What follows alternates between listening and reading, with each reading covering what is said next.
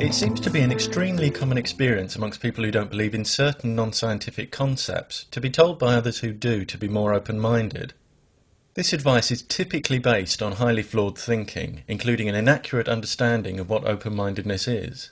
In fact, being open-minded simply means being willing to consider new ideas. Science promotes and thrives on open-mindedness because the advancement of our understanding about the reality in which we exist depends upon our willingness to consider new ideas. Indeed, scientific discovery often requires entirely new ways of thinking. However, not only does believing in certain non-scientific concepts not automatically make you open-minded, it can often lead you to be the complete opposite. A neighbour of mine once noticed a moving lampshade in my front room and said it was a ghost. When I told him it wasn't, he said, "You've got the evidence in front of you," and said I was stubbornly close-minded and had no curiosity. When he'd finished his little outburst, I reached down and switched off the small fan heater underneath the lamp to stop its currents of warm air from moving the shade. It was actually my neighbour who'd had no curiosity in this situation. He'd leapt to an immediate conclusion and dismissed all alternatives. When you label an event supernatural just because it has no explanation that's obvious to you, you'll inevitably misinterpret evidence and make invalid causal connections. You'll eliminate whole realms of alternative explanation before it's even clear which explanations might be appropriate, and that's the very definition of close-mindedness. People who tell others to be more open-minded about so-called supernatural concepts often accompany this advice with one or more personal anecdotes they claim can't be explained. This is another flawed approach. Even if your experience can't be explained, that in no way strengthens the case for any supernatural concept. All it shows is that your experience can't be explained. Trying to suggest that a lack of explanation is evidence that supernatural powers are at work is actually a contradiction. In effect, what it's saying is, I can't explain something, therefore I can explain it. The unexplained is just that, unexplained. Furthermore, although it's quite reasonable to describe an experience and say you can't explain it, telling your audience they can't explain it is senseless, because your audience has no independent access to the events you describe, nor any way of investigating which details you may have missed or edited out. If my neighbour had told other people they had to accept his ghost story because they couldn't explain the moving lampshade, how would anyone be able to agree or disagree without knowing anything about the fan heater? Expecting others just to take your word that you've had a brush with the supernatural is simply unrealistic. Even if I saw someone disappear right in front of me, I'd recognise how unreasonable it would be to expect a complete stranger just to believe me without corroborating evidence, however personally frustrating that might feel. Someone once tried to suggest to me that scientists who ask for evidence before accepting claims are as close-minded as witch doctors. The idea that requiring evidence makes you close-minded is a fallacy. A willingness to consider new ideas doesn't commit you to accepting them unconditionally. If someone you love was lying injured and unconscious, and a complete stranger told you she had some magic powder that will cause instant healing if poured into the wounds, would you just accept this stranger's claim? Would it be close-minded not to let her pour a substance you know nothing about into the open wounds of someone you love? We're all sceptical about some things. If Alfie isn't sceptical about the existence of ghosts, and Beth is, it may be that Beth's experience of other people's flawed evidence and logic has given her strong reasons to be sceptical. Now, if Alfie develops a valid operational definition for what ghosts are supposed to be and produces valid evidence, Beth might one day re-evaluate and accept their existence. But it's important to remember that unless Beth says something like, "Ghosts do not exist," she's made no factual claim requiring justification or indicating a closed mind. I've watched a number of people work themselves up into a froth about me having a closed mind on some paranormal issue, only to realise when they start listening carefully that I don't actually hold the views they've rashly attributed to me. For example, when I say I don't believe in something, I've not said it can't be true. All I've said is that I've not yet been presented with persuasive evidence for it. Now, if someone describes an entity to me that's logically impossible, then in those specific cases I might well say X cannot be true, and I'll back up my statement. But it's a classic debating trick to exaggerate and therefore misrepresent another person's position.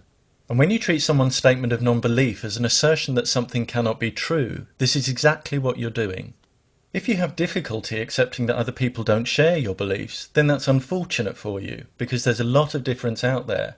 But if knowing that someone's beliefs differ from yours causes you to lose a sense of perspective when talking to them, so that as soon as you hear certain trigger words, you start grafting inaccurately assumed attitudes onto them, you're no longer communicating. You're merely rehearsing your own prejudices, and that's truly close-minded. In the course of my life, I've been told to be more open-minded by people who believe in a God but not reincarnation, and people who believe in reincarnation but not gods. Both groups seem quite happy for others to express skepticism when they do, but not when they don't. For these people, open-mindedness seems to mean agreeing with me. Then there are others whose idea of open-mindedness is accepting the unreliable testimony of any random person with a spooky story. These people are often also fiercely skeptical of science. Certain comments can quickly reveal their poor understanding of what it is, and this results in two supreme ironies. One is that they're guilty of exactly the same skeptical attitude they criticise in other people. The other is that what they're reserving their skepticism for is a domain that emphasises skepticism. In other words, they're skeptical of skepticism.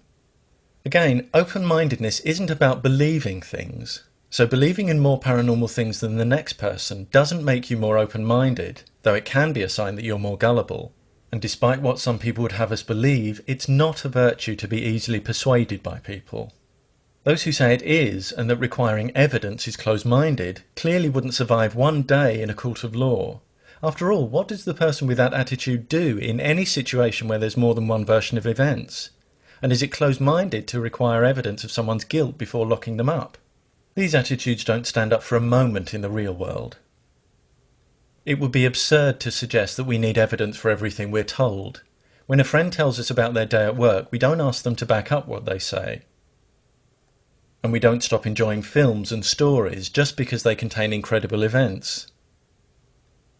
But when someone's trying to persuade us to accept something as fact or take some sort of risk, demanding valid evidence helps us distinguish true claims from false ones. And that's an invaluable ability in a world where believing false claims can seriously damage your wealth and your health.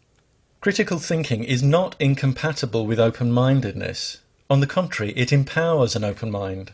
Even though demanding valid evidence may lead you occasionally to reject ideas that are poorly supported but nonetheless valid, if and when evidence accumulates for those ideas, an open mind will allow you to reconsider them and possibly dislodge false ideas you'd previously accepted as true. This approach is promoted by science. By contrast, when you have an open mind but demand little or no evidence before accepting things, you leave your understanding of reality much more up to chance. Even worse, if you've accepted false ideas uncritically and close your mind to anything that contradicts them, you won't recognise true ideas even when the evidence is overwhelming, and you'll sabotage your own capacity for learning. If you believe in pseudoscientific and supernatural concepts, that's your privilege.